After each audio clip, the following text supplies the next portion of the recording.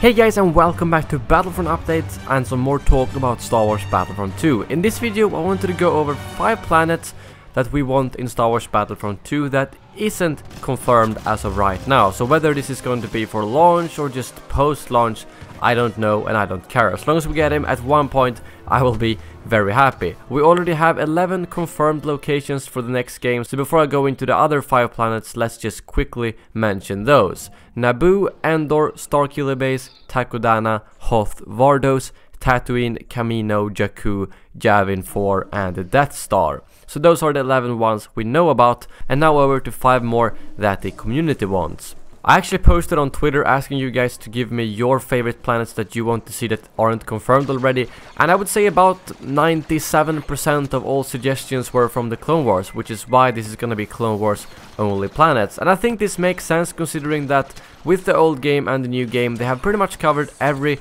original trilogy planet, and with the so far announced planets from the sequel era they are pretty much covering every planet from that era as well, at least the ones we've seen battles on. So it does make sense that Clone Wars planets are the most requested ones. Starting off we have Kashyyyk, and I think this is a pretty obvious choice and probably one which is at the top of my personal list, because that is one of the first things I ever thought about when I heard that DICE were rebooting the Battlefront franchise. I loved the Kashyyyk maps in the old games, both in Battlefront 1 and Battlefront 2, although those maps were pretty different. And when I heard that DICE were making a new one, I thought, well, Kashyyyk is gonna look absolutely phenomenal in the Frostbite engine. So if we do get Kashyyyk, we're definitely gonna be in for quite a beautiful map. And on top of that, there's a lot of interesting gameplay environments that we will be able to experience on Kashyyyk. For instance, you will have the tree houses far up, where I'm assuming we might have a couple of specialists sniping down on the beach. And then on the beach we will have the real full-on battle with the battle droids going at it against clones and Wookiees. But if we do get Kashyyyk, it's gonna be interesting to see how they actually implement it, because both in the movies and in the previous games those were some very open maps, and I can't really see them having something that is that open in a AAA shooter right now, especially when you're not playing against bots but you're actually playing against other people, because it's gonna be a real sniping fest. And I think they would have to add a lot more cover on the actual beach to make sure that you don't just have vehicles and snipers just bombarding the beach, making it kind of pointless to actually run down there with some close quarters or medium range troopers. But Kashyyyk with its water, tree houses, beaches and Wookiees would make a really nice addition to Battlefront 2. Next up we have Geonosis, a planet that is kind of the start of the entire Clone Wars, where we see some really huge battles taking place between the droids and clones. Obviously we would not be able to have a map that looks like this, because well, you won't see 40 people running in a squad at a completely open battlefront. I've always thought that scene was a little bit ridiculous, considering it's basically just an open area and you have like thousands of clones and droids running straight at each other. But I think something that could be cool is either the Geonosis arena or just some of the Geonosis parts that we've seen in the Clone Wars series, where there's a lot more cover and some actual proper environments where a game would fit.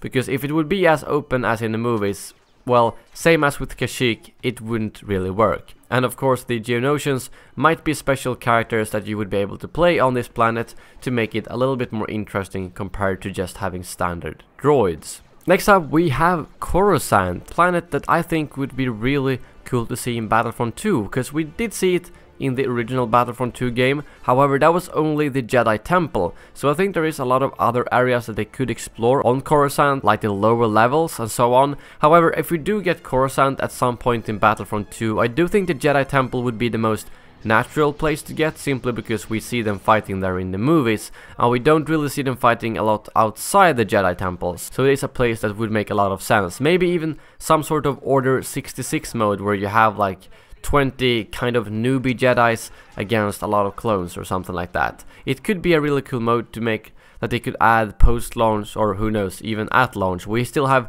no idea how many more planets, if any, that they haven't announced for the launch of the game. Overall, I'm pretty excited to get more urban warfare in Battlefront 2. We already know about Vardos, but we don't know if it's gonna be in multiplayer or only single player. And Vardos seems to be, at least structurally, a planet that is fairly similar to Coruscant, which is another reason that makes me think that Khorasan will most likely not be in for launch. So hopefully Vardos will still cover that itch for that type of gameplay, although it's obviously not gonna be the same exact thing. Next up we have Yuta Powell. It's a fairly similar planet gameplay-wise to the ones I brought up so far, a sort of like urban warfare. I guess the interesting thing here is the fact that there's a lot of different levels, something that wasn't really explored in the previous Battlefront games, and that's something I think they could make interesting. Maybe have some sort of space battle slash just starfighter dogfighting in those actual craters, or somehow incorporate the different levels and the verticality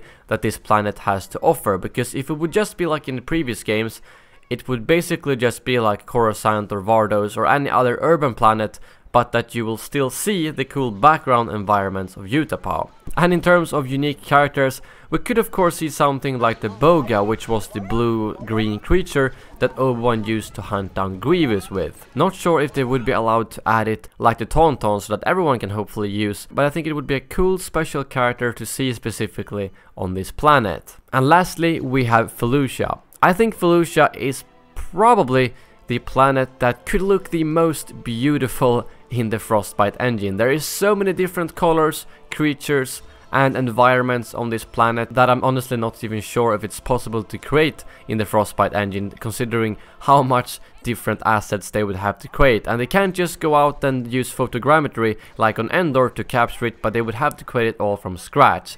It is however a planet that I think would be amazingly cool to see in the Frostbite engine, and just the graphics alone would probably make people interested in it. And in terms of special characters, one thing I thought about was the Acklay, but then after doing a quick Google search I realized that the Acklays are actually not from Felucia. However, in the original Battlefront 2 game, which is not canon, they were actually present there and part of the campaign, which made me a little bit confused, but apparently their homeworld is a planet called Vandaxa, so we will most likely not see Acklays on Felucia if we ever get that planet in Battlefront 2. And if we ever get Felucia, I would hope that we get Ayla Secura as well, as I think it's reasonable to expect that if they add planets post-launch, they will most likely include some heroes with them as well, just like they did with the DLCs for the previous game. But those are the 5 planets that most of you guys wanted. The one thing I didn't bring up here that some of you brought up were planets from Rogue One, because there are a couple of planets there like Edo that they haven't shown in any game yet, but it was pretty obvious that the majority of you wanted planets from the Clone Wars and not from the other trilogies, although Rogue One of course is a little bit in between. If you guys have any other planets you want to see, feel free to leave a comment below and explain why you want it and how you want it implemented, as I can imagine that DICE are already planning post-launch content to give us, which again will hopefully be for free. But thank you very much for watching, and as always, may the Force be with you.